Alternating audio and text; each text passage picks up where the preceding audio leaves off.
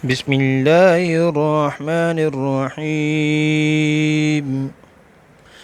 تبت یدا ابی لہب وتب ما اغنى عنہ ماله وما کسب سيصلى نارا ذات لهب وامرأته حمالة الحطب في جيدها حبل من مسد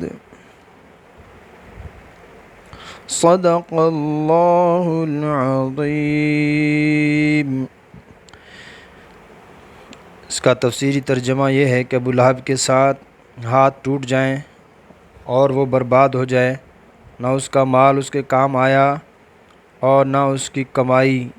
اس مال سے مراد اصل سرمایہ ہے اور کمائی سے مراد علماء نے نفع لکھا ہے، مطلب یہ کہ کوئی سامان اس کو ہلاکت سے نہ بچا سکے گا۔ یہ حالت تو اس کی دنیا میں ہوئی، اور آخرت میں کیا ہوگا؟ وعن قریب، یعنی مرتے ہی یہ شعلہ زن آگ میں داخل ہوگا، اور وہ بھی اور اس کی بیوی بھی جو لکڑیاں لاد کر لاتی ہے۔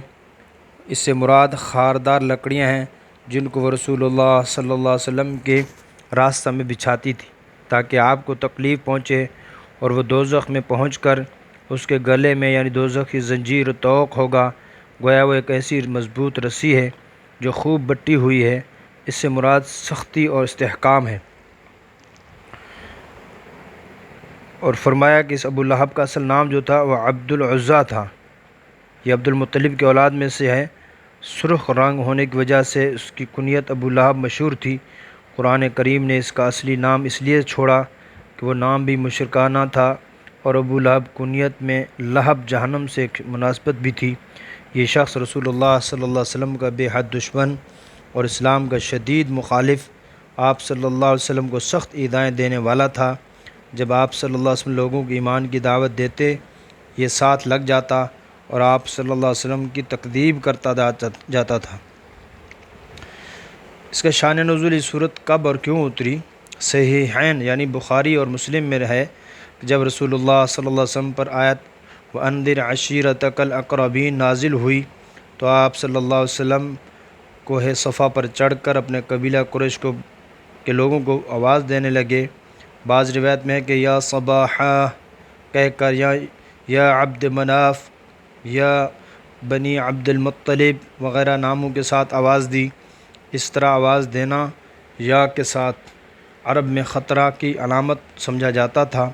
یہ سن کر سب قریش والے جمع ہو گئے تو حضور صلی اللہ علیہ وسلم نے فرمایا کیف وجدتمونی، کہ مجھے آپ لوگوں نے اپنے اندر کیسے پایا؟ سب کہنے لگے آپ امانت دار ہیں، آپ سچے ہیں، صادق ہیں۔ تو آپ صلی اللہ علیہ وسلم نے فرمایا اگر میں تمہیں یہ خبر دوں کہ دشمن تم پر چڑھ آیا ہے اور صبح و شام میں تم پر ٹوٹ پڑنے والا ہے، کہ آپ لوگ میری اس بات کی تصدیق کرو گے؟ سب نے یک زباں ہو کر کہا ہاں ضرور تصدیق کریں گے۔ پھر آپ صلی اللہ علیہ وسلم نے فرمایا میں تمہیں ڈراتا ہوں ایک عذاب شدید سے جو شرک اور کفر پر اللہ کی طرف سے مقرر ہے۔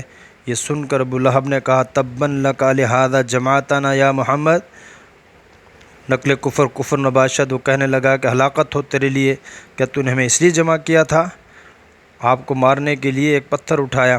اس پر یہ صورت نازل ہوئی جس کا بھی ترجمہ گزرا ہے کہ اللہ تعالیٰ نے اس کے جواب میں کیا فرمایا تبت یدا ابی لہب و تب، اور کہا کہ ٹوٹ جائیں ہاتھ ابو لہب کے، ہلاک ہو جائے اور یہ برباد ہو جائے۔ تو کیونکہ اکثر جو ہے کام وہ اچھے ہوں یا برے ہاتھوں کے ذریعے سے کیے جاتے ہیں، اور ہاتھ ہی انسان کو جو ہے وہ آگے جو کچھ بھیجتا ہے۔ قرآن پاک میں ایک اور جگہ آتا ہے بما قدمت یداک، جو کچھ تیرے بسبب ان کے جو تیرے ہاتھوں نے آگے بھیجا۔ تو بہقی نے ابن عباس سے روایت کیا کہ ابو لہب نے ایک روز لوگوں سے کہا محمد صلی اللہ علیہ وسلم کہتے ہیں مرنے کے بعد فلاں فلاں کام ہوں گے۔ پھر اپنے ہاتھوں کی طرف اشارہ کر کے کہنے لگا ان ہاتھوں میں ان چیزوں میں سے کچھ بھی آیا نہیں۔ پھر اپنے ہاتھوں کو مخاطب کر کے کہنے لگا تبا لکما ما ارا فیکما شیئا مما قال محمد، تمہارے لیے ہلاکت ہو۔ ہاتھوں کو کہتا ہے کہ محمد صلی اللہ علیہ وسلم وہ تو تمہارے اندر کچھ آیا نہیں ہے، تمہارے کام تو کوئی آیا نہیں ہے۔ تو لہذا اس مناسبت سے شاید تبت یدا کا یہ کہا گیا ہے۔ تو میرے محترم عزیز دوستو بزرگوں، وہ کافر تھے، آپ صلی اللہ علیہ وسلم کو سچا مانتے، آپ کو امانت دار مانتے تھے، تو یقینی بات ہے اللہ تعالیٰ نے حضور اکرم صلی اللہ علیہ وسلم کو امانت دار بنا کے بھیجا ہے، آپ صلی اللہ علیہ وسلم کو سچا بنا کر بھیجا ہے۔ تو کافر جس کی تصدیق کرتے ہیں، ہم مسلمان میرے محترم اپنی خواہشات کی وجہ سے اور جو ہے پیسہ کمانے کی وجہ سے سچ نہیں بولتے، جھوٹ بولتے ہیں، دھوکہ دیتے ہیں، اور جو ہے آخرت کا یقین نہیں کرتے اور نمازوں کا اہتمام نہیں کرتے، اس لیے جو ہے حضور اکرم صلی اللہ علیہ وسلم کی سنتوں کا مذاق اڑاتے ہیں اور شکل و صورت غیروں والی بناتے ہیں کہ شاید اللہ کے رسول صلی اللہ علیہ وسلم پہ ہمیں اعتبار نہیں ہے، بھروسہ نہیں ہے۔ اور بدعت کا مطلب کیا ہوا میرے محترم، کہ گویا کہ حضور اکرم صلی اللہ علیہ وسلم نے جو دین پہنچایا وہ پورا نہیں پہنچایا، یہ مزید چیزیں جو ہم ابھی کر رہے ہیں یہ بھی ہونی چاہیے تھی، حضور نے نہیں پہنچائی۔ بعض علماء لکھتے ہیں اس کا مطلب کہ اللہ یہ اور خدا ہے جو ابھی ہمیں دین دے رہا ہے، اس لیے ہم نے بدعت سے بچنا ہے، سنت کو اختیار کرنا ہے۔ فرمایا جب آدمی سنت کو چھوڑ دیتا ہے تو دو چیزیں آتی ہیں، یا تو رہبانیت آتی ہے یا پھر بدعت آتی ہے۔ تو سنت کے دور ہونے سے بدعت اور رہبانیت یہ جنم لیتے ہیں، اس لیے آج سے نیت کریں کہ جھوٹ نہیں بولنا، سچ بولنا ہے، سنت کو اختیار کرنا ہے۔ اللہ تعالیٰ سے مانگنا ہے اللہ تعالیٰ ہمیں حضور اکرم صلی اللہ علیہ وسلم کی سچی محبت نصیب فرمائے، آپ کے تمام صحابہ کی محبت نصیب فرمائے اور آپ کی سنتوں پر چلنے کی توفیق عطا فرمائے۔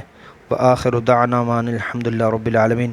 یہ باتیں خود بھی سنا کریں، ہم کوشش کرتے ہیں صحیح بات آگے بھی اپنے دوستوں تک پہنچائیں۔ اللہ تعالیٰ ہمیں عمل کی توفیق عطا فرمائے۔